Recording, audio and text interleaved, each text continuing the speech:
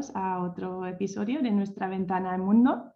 Hoy vamos a hablar sobre todo de seguridad, que en estos tiempos es un tema más de actualidad que nunca, ¿no? Porque tenemos que proteger a nuestras empresas, proteger nuestros activos, sobre todo cuando estamos operando en los mercados internacionales. Tenemos unos invitados muy interesantes que nos van a contar muchas cosas, pero primero queríamos un momento hablar de otro tema. Ayer se cerró la Feria Alimentaria en Barcelona, que se ha celebrado por primera vez después de 4 años, porque la edición en 2020 tuvo que cancelarse por la pandemia, y ahí han estado presentes muchas empresas aragonesas del sector de la alimentación. Algunas han ido de la mano de nuestros compañeros del Departamento de Agricultura, que ha organizado 2 espacios de Aragón, y otros han ido con sus propios stands. Hoy tenemos aquí con nosotros a Noelia Gómez, la CEO de la empresa La Estrella del Jamón, que ha ido con su propio stand. Además estarán Valvanera Gil, la responsable de comunicación digital de Aragón Alimentos, y las dos han estado en la feria los 4 días. Conectados, por favor. Y también está José Ignacio Domingo, el gerente de la Asociación de Industrias de la Alimentación de Aragón, de la AIAA. Asociación que tiene más de 160 socios, ¿no? De toda la comunidad. Sí, 183 en este momento. 183, vale. Muchas empresas de aquí. Primero de todo, muchas gracias a los 3 por venir, porque estaréis bastante cansados después de esta semana tan ajetreada. Muchas gracias. Y José Ignacio, ¿cuántas empresas han estado de Aragón en esta feria? Bueno, nuestras que pertenecen a la asociación han estado 32 empresas, varias de ellas en el stand del Gobierno de Aragón y otras muchas, pues como en torno a 25 aproximadamente, han asistido por su cuenta, ¿no? Como también lo vienen haciendo en anteriores ediciones. En total, nosotros lo que tenemos calculado y lo que hemos visto es que había aproximadamente 44 empresas agroalimentarias aragonesas presentes en Alimentaria. Es que es una feria muy grande, ¿no? Con stands de diferentes temáticas y cada uno tiene su zona idónea. Pero también ha habido un stand agrupado, Valvanera, donde habéis estado vosotros, ¿no? Cuéntanos un poco cómo ha sido. Nosotros hemos estado en el pabellón 1, que estaban todas las comunidades autónomas, y hemos ido con Aragón Alimentos, y bajo el paraguas de la marca Aragón Alimentos hemos ido con Calial, que es la marca de garantía del Gobierno de Aragón, y han venido 10 empresas también con nosotros, que estaban junto a nuestro stand. Y vosotros, Noelia, habéis ido con vuestro propio stand, ¿no? ¿Dónde habéis estado? ¿En qué zona?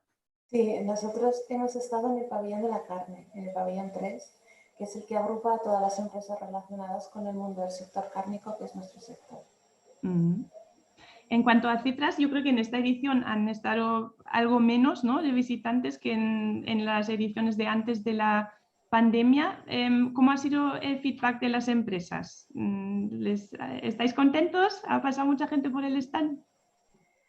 Bueno, sí, nosotros estamos contentos. Es verdad que no ha habido la afluencia que hubo en el 2018, que literalmente en el pabellón de la carne, que es donde yo me suelo mover siempre, no se podían andar por los pasillos. Este año no ha sido tan exagerada la afluencia, pero ha estado muy animada. Así que ha habido mucho público y yo creo que después de 4 años había muchas ganas de feria, tanto por las empresas como por el público asistente. Sí, a ver, también hay gente que viene ahora de las ferias y que dice que ha habido menos público, pero los que no vienen no son tanto los visitantes profesionales, ¿no? Son a lo mejor los particulares que se acercan a la feria. Entonces, a lo mejor puedes tener el mismo número de contactos interesantes teniendo menos público, ¿no? Sí, exactamente. Hemos tenido a lo mejor menos contactos que otros años, pero han sido de calidad. Estamos convencidos de que podremos seguir adelante con ellos. Muy bien. Sí. Y vosotros, Valvanera, en el stand o en el espacio que habéis tenido de Calial, ¿qué es lo que se ha promocionado ahí exactamente? ¿Nos puedes explicar un poco más lo que es Calial? Calial es la marca de garantía del Gobierno de Aragón, que hay una serie de productos que tienen un reglamento, y los productos que cumplen ese reglamento pues reciben el certificado, como puede ser, el primer producto que se certificó fue la longaniza de Aragón. Entonces, todas las longanizas que cumplan ese reglamento pueden tener el sello de calidad Calial. En este caso, pues no llevábamos producto para degustaciones, llevábamos expositor de algunos de los productos Calial y dábamos información de Calial. Ya aprovechamos y también estuvimos dando de turismo, de rutas de enoturismo, de rutas de sabor en Aragón. Y teníamos allí también el espacio, aprovechábamos, pues teníamos una pantalla grande donde salían todas las empresas que venían y vídeos de Aragón, de vinos de Aragón y todo. Y a la vez en ese espacio también las empresas que venían con nosotros se podían reunir, podían hacer sus reuniones. Había varias mesitas donde podían reservar su espacio para reunirse con los clientes. Ah, muy bien. Y luego las 10 empresas que han venido, en general también han salido contentas porque han tenido bastante, lo que dice Noelia, de calidad. Ha sido, bueno, un balance en general, luego la postventa, la posferia, ya veremos, pero en general y mucho internacional. Sí, esa era mi siguiente pregunta, porque claro, los viajes internacionales todavía no han recuperado su nivel de antes de la pandemia, ¿no? Pero ahí sí que ha habido visitantes internacionales. Sí, bastantes. Sobre todo en el aceite, la DOP que vino en Bajo Aragón, sobre todo internacional. Y bueno, sí, los aceites Oleazara que también vino y SIO, lo mismo, todo internacional. ¿Vosotros qué tal, Noelia? ¿Habéis tenido contactos de fuera interesantes? Pues la verdad es que sí, hemos tenido muchos contactos internacionales y nosotros vamos con el jamón de Teruel, denominación de origen, y nos ha sorprendido ver cómo gente de todo el mundo venía buscando las denominaciones de origen del jamón y entre ellas, por supuesto, la de Teruel, que no es la más conocida porque es verdad que el resto de denominaciones de origen en el mundo del jamón son de ibérico y tienen más renombre, pero venía gente específicamente de países de Latinoamérica, de toda Europa, de Asia, buscando la denominación de origen jamón de Teruel. Estamos muy bien. en ese sentido sorprendidos y contentos. Muy bien. Además, la gente pide todo tipo de formatos, ¿no? En el jamón. Así como aquí estamos acostumbrados a la pata entera del jamón o la paleta, pues ahí se piden muchos formatos diferentes, ¿no? Sí, en otros países.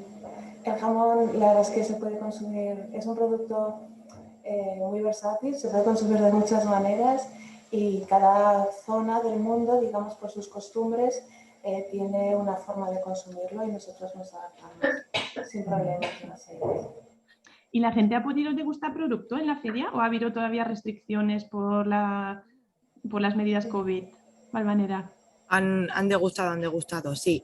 Igual en Aragón teníamos, pues eso, solo 10, pero el pabellón de la carne, sobre todo, donde estaba Noelia y en el 2 que estaban las empresas así, grandes empresas, donde el caldo ha sido el gran. El gran protagonista. Ha sido el gran protagonista. Muy bien. José Ignacio, el sector, claro, ha tenido unos años bastante complicados. A algunos les ha ido mejor, a otros han sufrido bastante con la pandemia. ¿Cómo ves tú ahora a las empresas? ¿Están animadas? La situación sigue complicada, ¿no? Pero ¿cuál es el sentimiento entre las empresas? ¿Hay optimismo? Bueno, yo creo que el sector es un sector que siempre es optimista y siempre es muy luchador, ¿no? En cualquier circunstancia y en estas pues todavía más, ¿no? La situación sigue siendo evidentemente muy complicada porque, bueno, pues para que vamos a contar, ¿no? Todos los temas de costes energéticos, materias primas, etcétera, etcétera, ¿no? Y además pues con la huelga de transporte que hemos tenido. Pero bueno, el sector la verdad es que afronta el futuro pues como tiene que afrontarlo, ¿no? Con mucha decisión y mucha valentía, ¿no? De cara a... Y por eso había muchas ganas de feria, ¿no? Un poco los comentarios de Noelia y de Valvanera van un poco en esa dirección, ¿no? Había muchas ganas de feria, tanto por parte de los fabricantes como por parte también de los potenciales visitantes y clientes, ¿no? Se ha visto una feria muy animada prácticamente todos los días, no a los niveles de 2018, pero yo creo que muy cercano. Y bueno, pues eso implica que hay movimiento y hay dinamismo en el sector y bueno, pues tenemos que pensar y ser optimistas de cara al futuro a pesar de todas las dificultades que estamos atravesando, ¿no? Sí, bueno, ganas de verse las caras sí que hay en todos los sectores, ¿no? Y de verse en persona y esa sensación que antes igual no la valorábamos tanto, pero que realmente aporta mucho también en los negocios, ¿no? El contacto personal. Desde luego, y más aún en un sector como el nuestro, ¿no? De alimentación, que ya un poco es un sector de compartir, de hablar, de comunicar, en fin, es un sector muy de contacto, ¿no? Entonces es fundamental el poder dar a degustar los productos, además, que menos, ¿no? Que poder dar a degustar los productos, que es fundamental para nosotros también de cara a argumentarlo, ¿no? Y hacer enamorarse al cliente de nuestro producto, ¿no? Entonces, pues bueno, fundamental que poco a poco vayamos recuperando la normalidad. Sí, se agradece, sí. Y vosotros, Valvanera, claro, me ha llamado la atención que tanto vosotros como muchas empresas es ya completamente normal que toda la feria también se transmite en redes sociales, ¿no? Las empresas han publicado muchas fotos, vosotros habéis hecho vídeos, habéis hecho cosas, eso son dos cosas que ya van de la mano, ¿no? Que coexisten y se transmiten Sí, porque en los dos gusta sitios. verlo. El que no ha estado, pues gusta a ver cómo está. Y yo creo que se anima para la siguiente mucha gente porque ha visto que sí, que había vuelto más o menos a la normalidad. Sí, y hay que estar, hay que darles apoyo a las empresas que han venido con nosotros y a las que no. Entonces hay que animar. Pues sí. Bueno, muchas gracias a los tres por estar aquí, a A pesar vosotros. del cansancio de la feria. Ahora empieza la posferia, que como has dicho, Valvanera, esa es una parte igual de importante. Mm. Y pues que tenga muchos frutos todo ese trabajo que habéis hecho. Muchas Pues gracias muchas a los gracias a tres. ti. Gracias, un saludo. Adiós. Saludos. Adiós.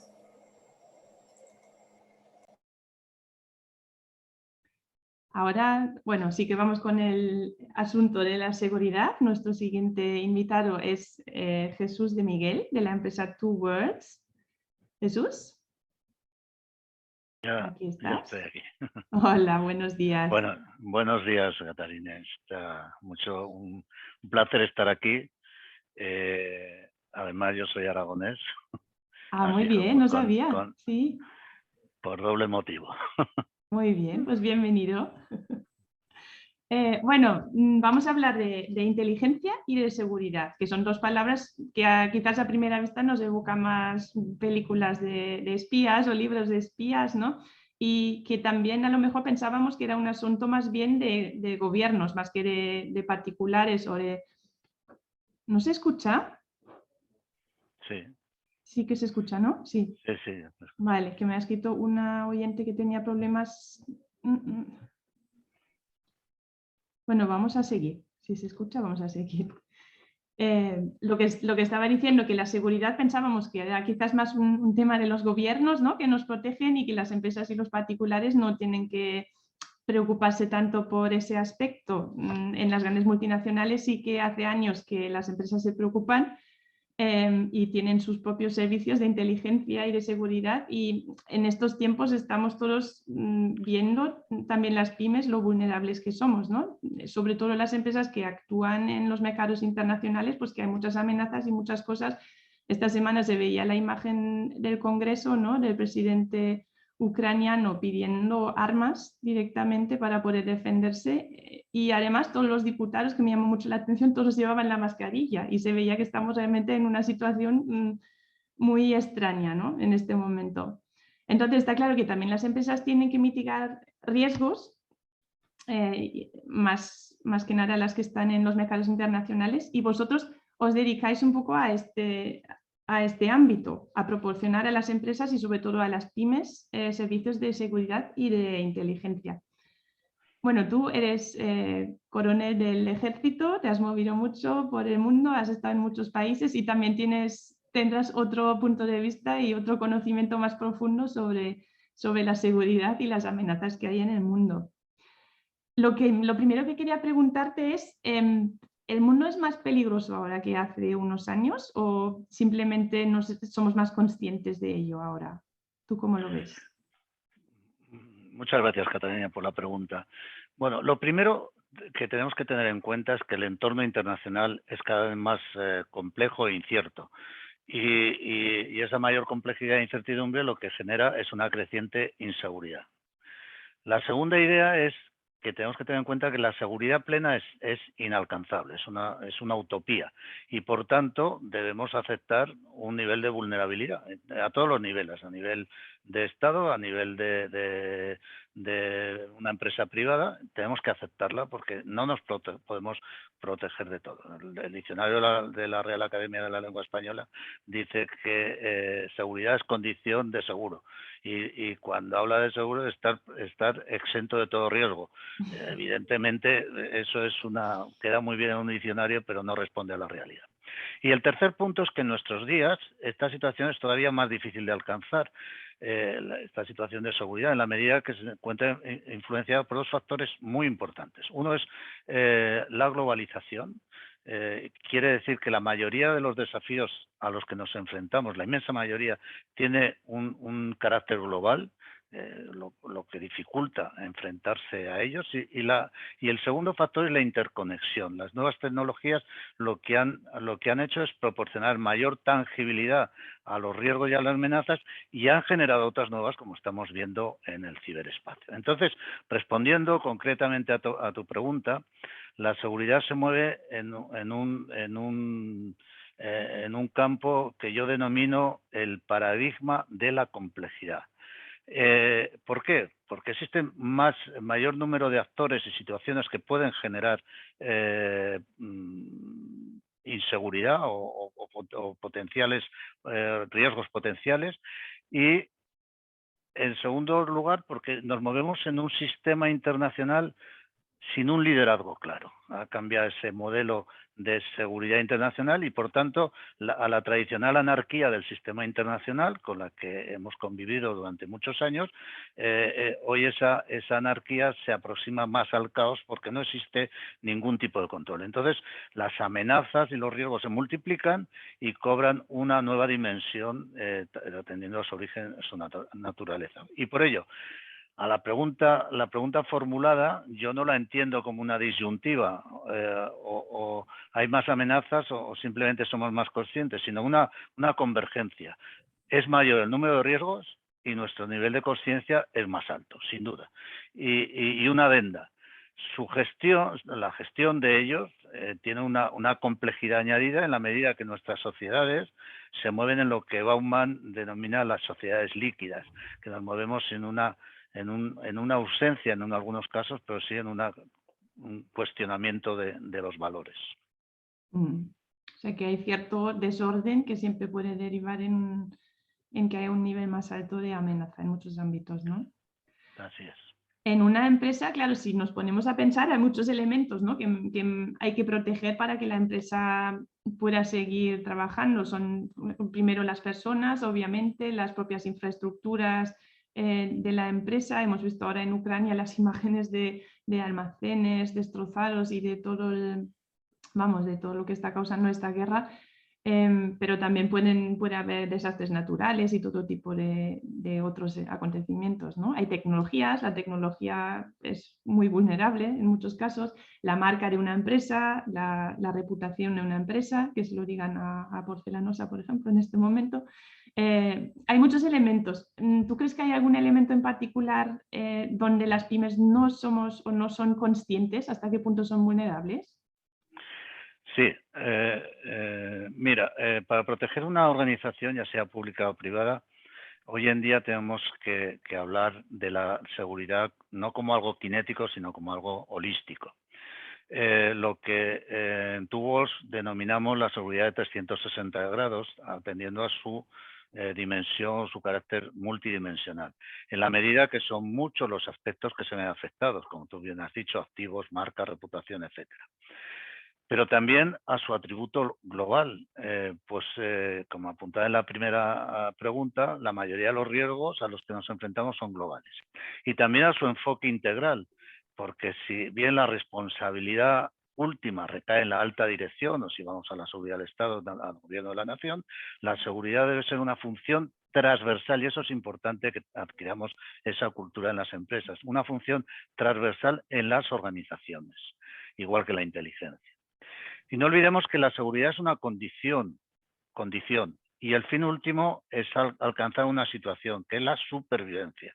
Entonces nos tenemos que preguntar qué aspectos influyen en la supervivencia de esas empresas.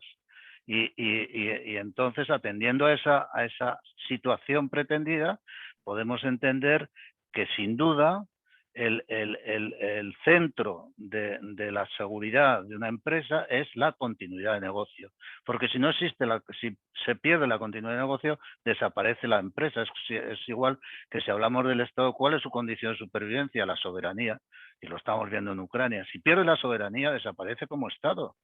Si pierde un pedazo de territorio, no desaparece como Estado.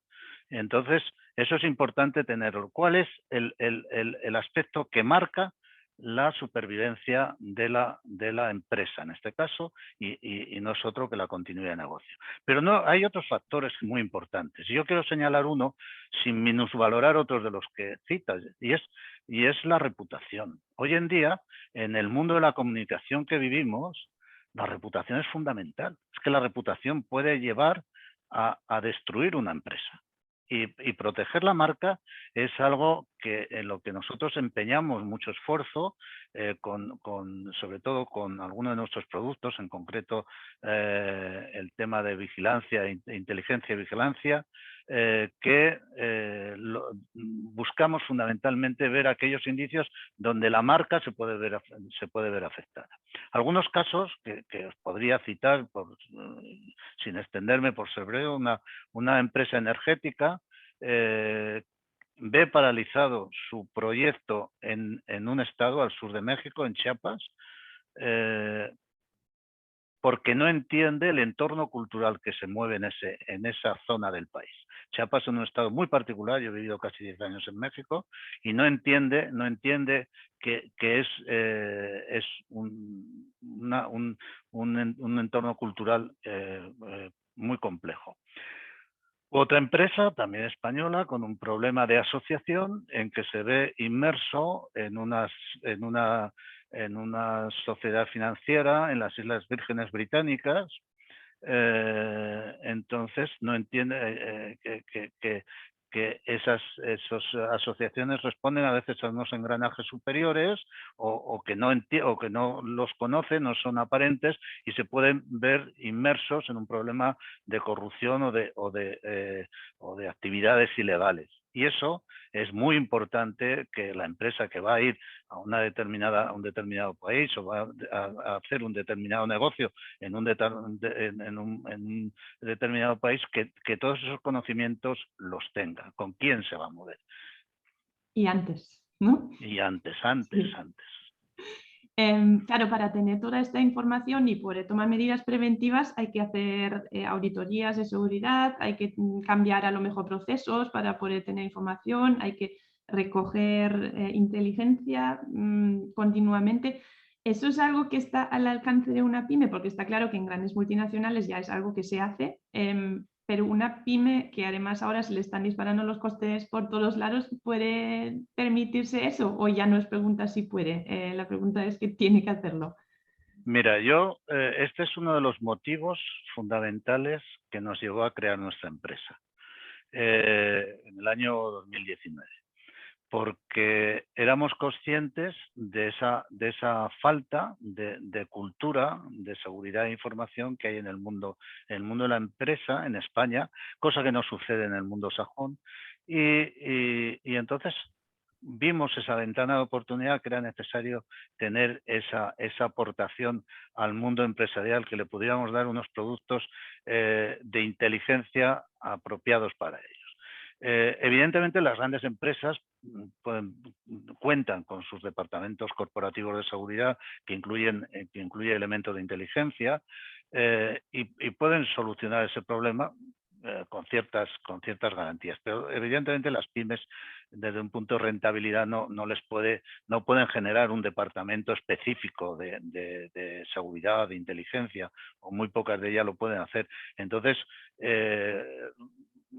recurrimos a la externalización de ese servicio, buscamos empresas especializadas, que es fundamental en el mundo del conocimiento, asesorarse de ese mundo, de esas personas especializadas. Entonces, eso ¿Qué quiere decir? ¿Que las pymes no lo necesitan? Pues lo necesitan tanto más que las grandes. Lo que pasa es que la forma de obtenerles es sensiblemente diferente. Entonces, ¿qué es lo que hacemos nosotros? Pues ofrecemos estos servicios especializados y diseñados a la carta, diseñados a lo que necesita el cliente. Con lo cual, nos permite ofrecer precios competitivos frente a otros tipos de empresas similares a las nuestras, no españolas, sobre todo en el mundo americano, en el mundo británico, que es donde más prolifera.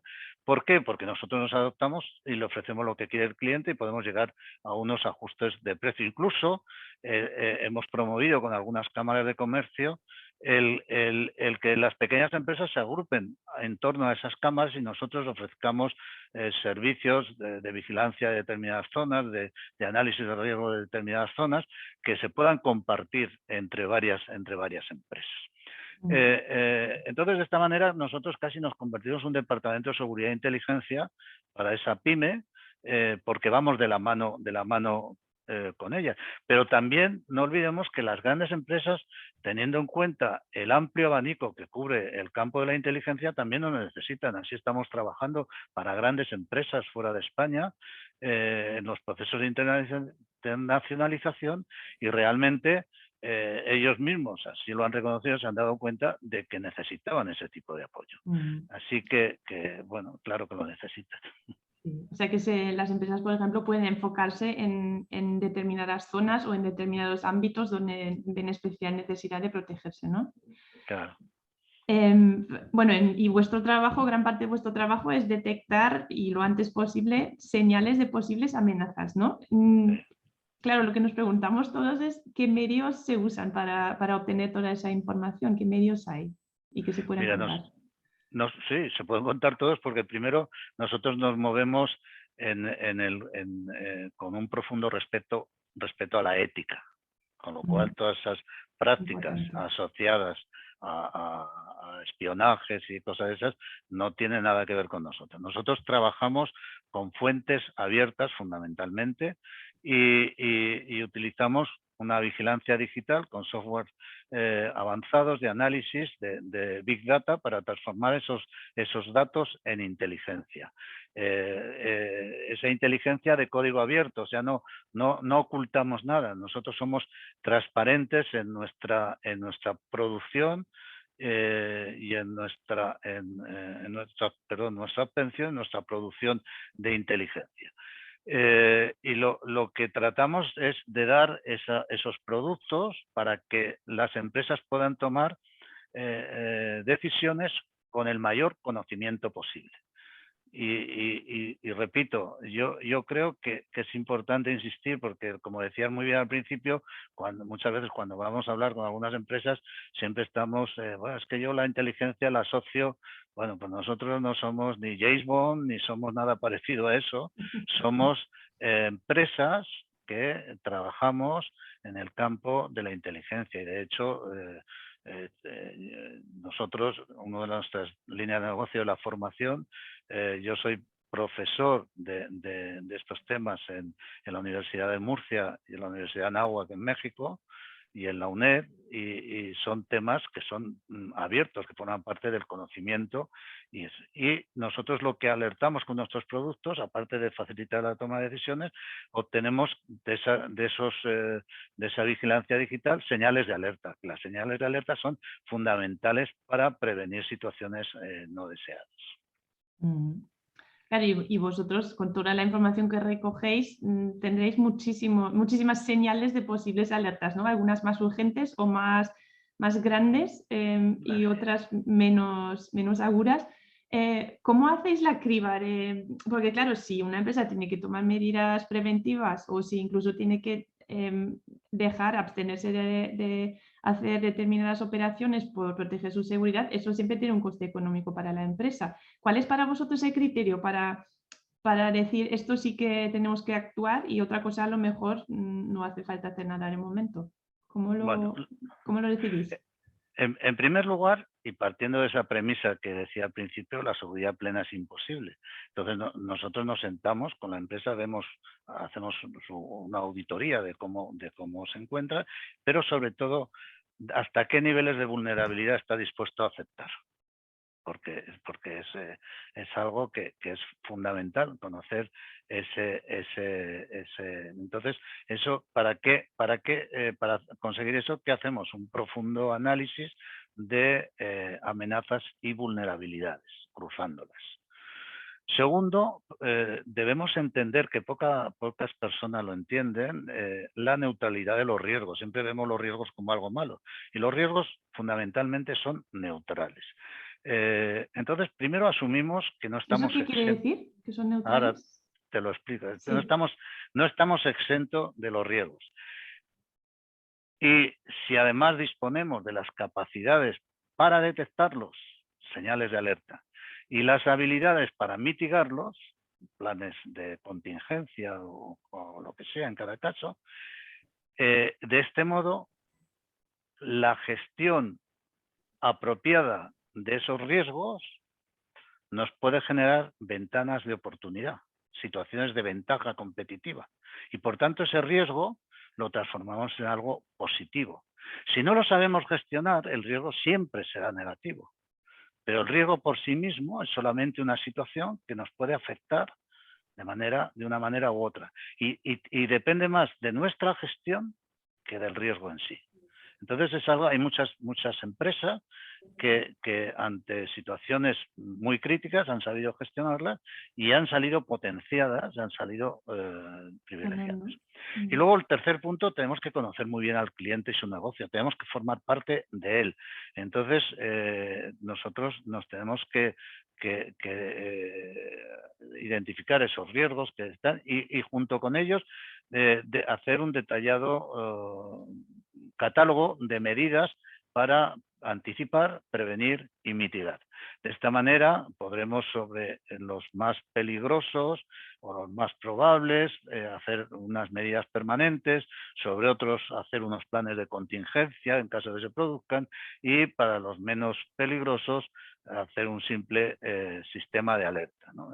Y para eso nosotros lo que hemos creado es un risk rating que incluimos 179 países analizados bajo 3 parámetros: institucional, situación institucional, aspectos sanitarios relacionados con las emergencias climáticas o físicas y fenómenos adversos y de seguridad. Esos 3 campos analizando hasta 14 parámetros distintos.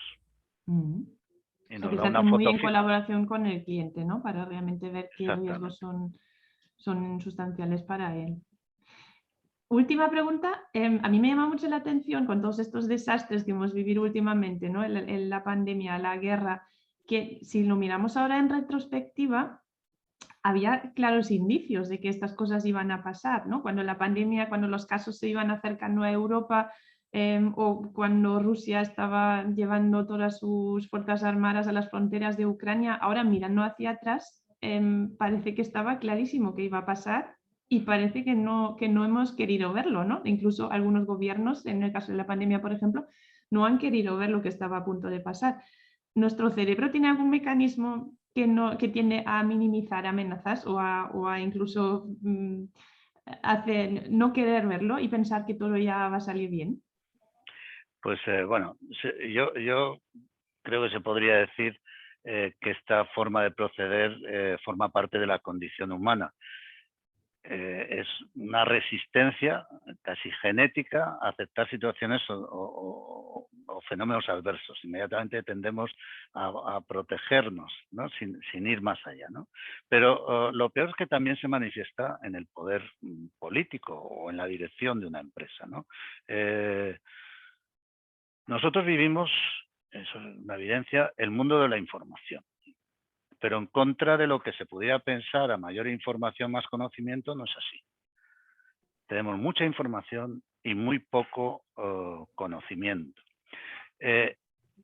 Esa falta de conocimiento lo que ha generado o lo que ha causado que no ha mejorado las tomas de decisiones. Sí, mucha información, pero no tener conocimiento oportuno, o sea, una inteligencia adecuada, los procesos de decisión no mejoran. Y eso ha traído una mayor controversia en las respuestas. Motivo porque entiendo yo que gobiernos o direcciones de empresas cerramos los ojos. No sé lo que quiero hacer, no sé cómo lo puedo hacer, pues me quedo quieto y ya pasará, ¿no? Yo me permito recomendar un libro de Daniel Innerarity, que es un profesor vasco, que es La sociedad del desconocimiento. Él plantea un axioma. La ciencia está bajo el código de la verdad y la política bajo el del poder. Si trasladamos este axioma al mundo de la inteligencia como disciplina que genera conocimiento, porque es importante, la inteligencia genera conocimiento. Y la política lo trasladamos al nivel de la alta dirección empresarial, o sea, el poder, ciencia y poder. La racionalidad entre ambas tiene sistémicas diferentes, que es lo que tenemos que tratar de converger. Que ese conocimiento que crea la ciencia, en este caso la inteligencia, y ese poder que tiene la dirección y que se mueve por otros parámetros, que converjan. Y entonces tendremos una organización eficaz. Abundando en tu pregunta de esos fenómenos, la mayoría habrá oído hablar de los famosos cisnes negros que enunció Nassim Taleb, para aquellas situaciones de extremo impacto, consecuencias perversas que no son predecibles, las cuales son raras y difíciles, muy difíciles de anticipar. Pero no todas las situaciones responden a este modelo. Los signos negros son muy raros de encontrar, realmente extraños, pero Michel Bouquer habla de los rinocerontes grises. Y a diferencia de aquellos,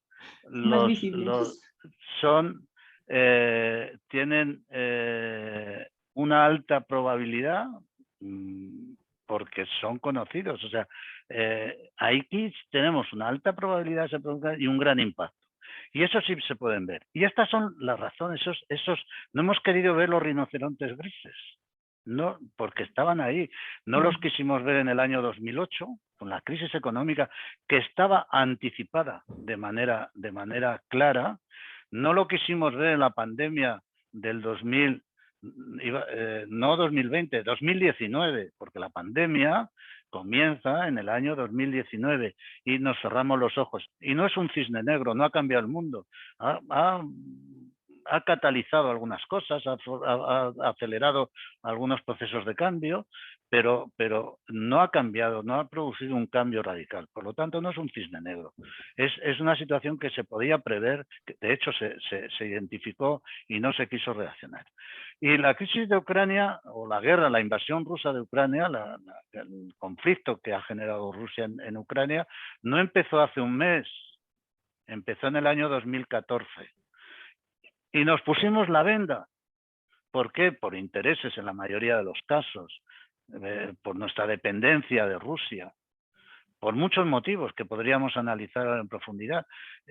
Con lo cual, la ciencia, conocimiento, inteligencia y el poder político, movido por otros intereses, no estaban en sintonía. Entonces, esas son, para mi punto de vista, las razones. De manera que la seguridad debemos entender como una actividad o una función proactiva, que debe anticiparse, porque si es reactiva no nos sirve. Y para que sea proactiva lo que necesita es contar con inteligencia, que es la que le proporciona esas señales, ese adelanto. Y esa convergencia entre la seguridad inteligencia lo necesitamos todos, los estados, las personas, las empresas y sobre todo las empresas que se van a unos entornos más difíciles de conocer, como son las empresas que se internacionalizan. O sea que necesitaríamos dos cosas, ¿no? No solo toda la información, sino también analizarla bien y actuar en consecuencia. Claro, ser coherentes con lo que nos dice la información. La información por sí misma no vale de nada. Necesitamos conocimiento y lo que genera conocimiento es la inteligencia. Muchas gracias, Jesús, por todo lo que nos has contado. Ha sido muy interesante. Yo creo que todos hemos aprendido bastante. Y bueno, muchas gracias por visitarnos. Adiós. A vosotros. Aquí está ya José María del Valle. Hola, buenos días, Catarina. abogado de Clark Modet, especialista en propiedad intelectual e industrial.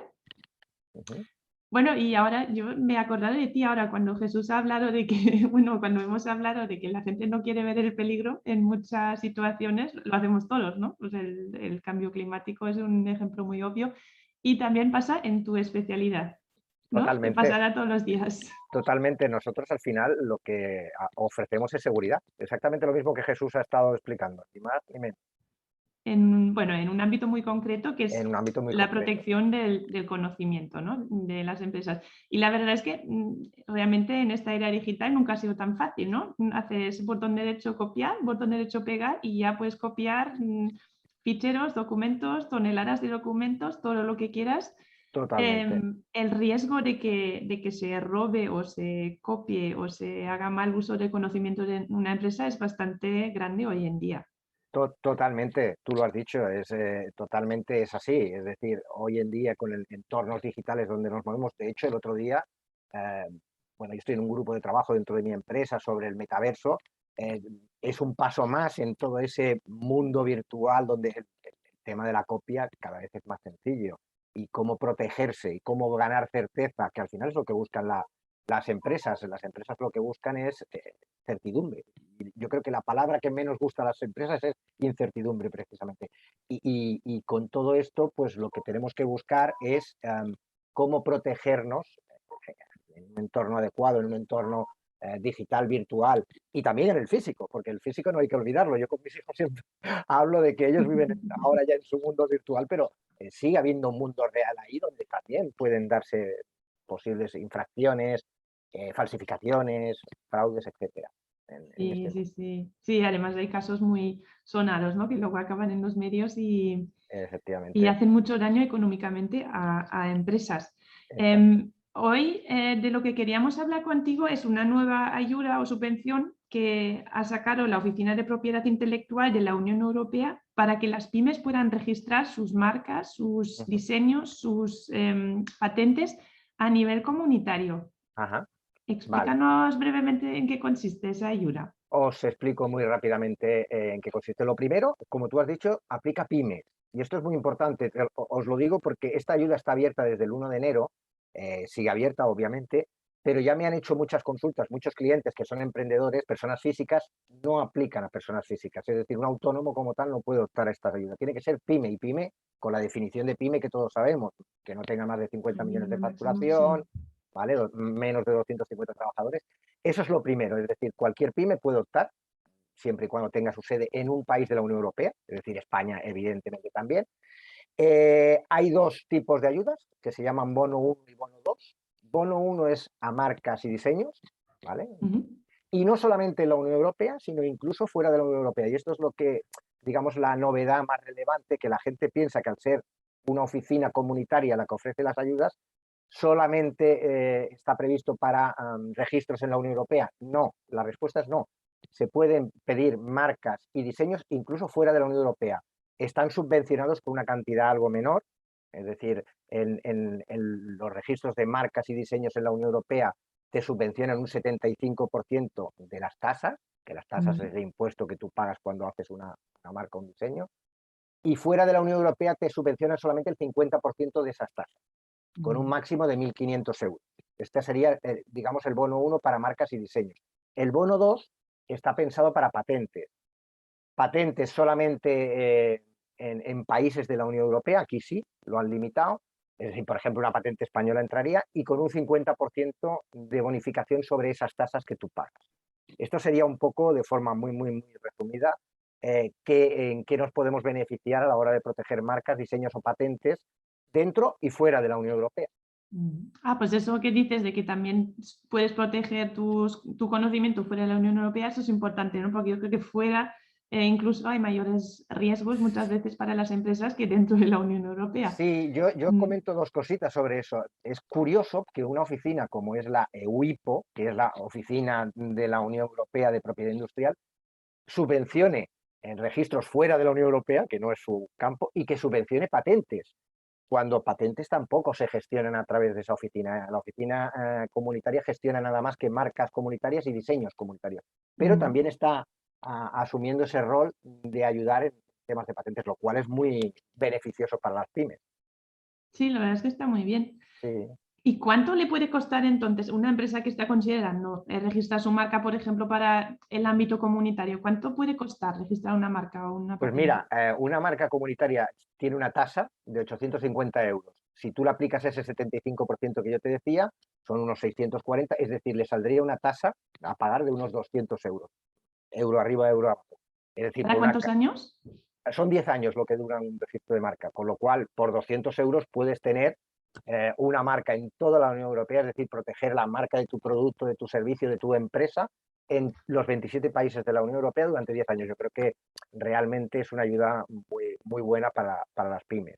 Sí, así es En el una tema del inversión pequeña. diseño, el diseño tiene un coste menor de tasa, que son 350. Si le aplicas ese 75% que yo comentaba antes, creo que quedan unos 90 euros. También está muy bien, porque un diseño dura 5 años, pero lo puedes ir renovando de 5 en 5 hasta 25, o sea que... Y también en los 27 países de la Unión Europea, con lo cual por 90 euros, pues tienes por lo menos 5 años protegidos tus diseños en los 27 países de la Unión Europea. Está también muy bien. Y esta ayuda tiene bueno, hay un aspecto muy importante, ¿no? Que ahora es el que viene antes, se le atiende y cuando se acabe la ayuda ya no habrá más ayudas para las empresas. Entonces es recomendable moverse rápidamente, ¿no? Para las empresas que quieran registrar. Efectivamente, como yo os decía al principio, esta ayuda se abrió, digamos, el 1 de enero y está abierta hasta el 31 de diciembre, es decir, hasta final de este año. Yo no aconsejo que las pymes esperen porque, por lo que yo estoy viendo, nosotros tenemos muchos clientes que nos han encargado que les pidamos la ayuda y hemos estado pidiendo ayuda y estamos teniendo feedback de cuánto queda, porque son 16 millones lo que hay para gastar y como tú dices, cuando se gasten, se acabó, está abierta hasta final de año o está abierta hasta el momento en que se agoten esos 16 millones de euros de ayuda. Por los cálculos que estamos haciendo nosotros, por las ayudas que ya han dado en estos 3 meses y pico, casi 4, deben quedar, calculo yo, unos 2 meses. Es decir, yo no me esperaría más de 2 meses para allá, porque es muy probable que entre mayo y junio se acaben. ¿Vale? Si sigue este ritmo de petición de ayudas. No me esperaría a final de año, porque si nos esperamos a final de año nos quedaremos sin ayuda. Muy bien, ¿Vale? estamos avisados Muy bien. que hay que moverse rápidamente. Exacto. Y las empresas, bueno, más allá, con actividad más allá de la Unión Europea, tienen varias opciones también, ¿no? Para registrar sus marcas, sus patentes, sus diseños. Existe incluso una marca, por ejemplo, una patente internacional que te protege en muchísimos países del mundo. También se puede ir registrando país por país. ¿Qué estrategia recomendáis a las empresas? ¿Registrar ya todo y olvidarse o centrarse en unos pocos países? A ver, yo lo que haría aquí es, como todo en la vida, hay que ponerlo todo en equilibrio, en una balanza, ¿no? Pensad que, por ejemplo, si hablamos de marcas, tenéis una ayuda, este bono 1 son 1.500 euros. ¿Tú cuántos más países? Es verdad que se pueden pedir, aparte de la Unión Europea, países fuera de la Unión Europea a través de estos mecanismos de marca internacional. Yo lo que haría es, si hay una pyme que tenga interés en algunos países, pues, por ejemplo China, Estados Unidos, este tipo de países que son comercialmente atractivos, valorar un poco cuántas tasas tienen que pagar y en el momento que lleguen a esos 1.500, es decir, cubran toda la ayuda, pues quizá empezar a plantearse si les merece la pena seguir añadiendo países, porque esas tasas de esos países que vayan añadiendo a partir de los 1.500 los van a tener que pagar íntegramente. Con lo cual yo creo que aquí hay que buscar ese equilibrio entre países que comercialmente puedan ser interesantes para la pyme y la ayuda hasta dónde llega, que son esos 1.500 euros. Esto es muy sencillo, esto se puede ver, se puede valorar y Pues no hay hacer más números. misterio. Sí. Vale. Bueno, y para eso estáis vosotros, ¿no? Los agentes Sí, de la propiedad intelectual exacto, o industrial. efectivamente. Vale. Bueno, y tal como hemos hablado ahora con Jesús, no podemos protegernos ante cualquier riesgo que haya por ahí, ¿no? Y igual que eso, no podemos registrar cada documento y cada idea que tenemos en nuestra empresa. ¿Qué conocimientos hay que proteger? ¿Y Vale, cómo debemos esta es la pregunta hacerlo? del millón que digo yo siempre y cuando me siento con un cliente siempre hablamos de lo mismo. Lo que hay que proteger, y vuelvo otra vez a ese equilibrio, ¿no? Hay que ser un poco consciente de que aunque se puedan proteger muchas cosas, no todo es necesario proteger. Yo siempre digo que para mí lo que se ha de proteger es aquello que nos diferencie de nuestra competencia y que tenga un valor para nuestra empresa. Si se reúnen esas dos condiciones, luego la tarea es, digamos, de los profesionales que nos dedicamos a esto para buscar la herramienta que mejor encaje en ese resultado diferencial y que nos da un valor. Buscar, pues, si es una marca, si es una patente, si es un diseño, si es un secreto industrial. Hay muchas herramientas de protección del conocimiento. Hay que buscar la idónea, porque eso es muy importante. Es decir, si nos equivocamos eligiendo la herramienta idónea para proteger esa idea que hemos tenido y que, ya os digo, que nos diferencia y que nos da un valor a nuestra empresa, podemos cometer un error que nos lleve a que aquella patente, aquella marca, aquello que hemos protegido erróneamente, pues se convierta en un gasto y no en una inversión, en un retorno para nosotros. Pero la clave para mí está en esas dos condiciones. Es decir, que sea algo que nos pueda diferenciar de la competencia y que sea algo que nos dé valor a nuestra empresa. Esta sería la clave. En general, en este ámbito de la protección del conocimiento, ¿tú crees que en España las empresas están haciendo sus deberes? ¿Hay concienciar de lo importante que es este aspecto, quizás en comparación con otros países de nuestro entorno? ¿Se está haciendo bien esta labor? A ver, por ser optimistas, yo te diría que hace 30 años cuando yo empecé estaba dejado de la mano de Dios este tema. A día de hoy hay mucha más concienciación, mucha más cultura de protección, la gente es mucho más consciente de que y tiene más claro que una idea sin protección vale cero y una idea con protección vale mucho o puede llegar a valer mucho. Sin protección, la idea es que no vale nada.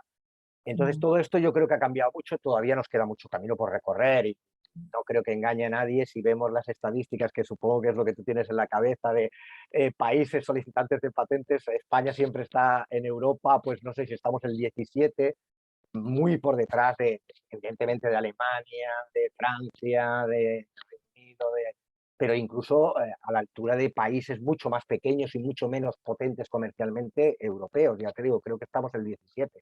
Entonces, queda mucho trabajo por hacer, queda mucha concienciación y mucha cultura que crear en este tipo. Pero yo creo que vamos en el camino correcto, por ser, digamos, optimistas en ese sentido, ¿no? Desde luego, si alguna empresa tiene dudas sobre este proceso y también sobre esta ayuda, tú estás a su disposición. Nosotros podemos ponerlos en contacto contigo para que se pueda valorar cada caso, ¿no? Exacto, aquí estamos para ayudar. Muy bien. Pues nada, muchas gracias, José María, por estar con nosotros. Encantado una vez más, Catarina, de estar con Explícanos vosotros. también este aspecto. Nosotros ya para hoy cerramos. Esperamos que os haya gustado el programa y que haya sido interesante. Yo creo que sí que hemos aprendido mucho hoy en nuestras entrevistas. Y bueno, nos vemos la semana que viene, cuando volvamos a abrir la ventana al mundo. Adiós.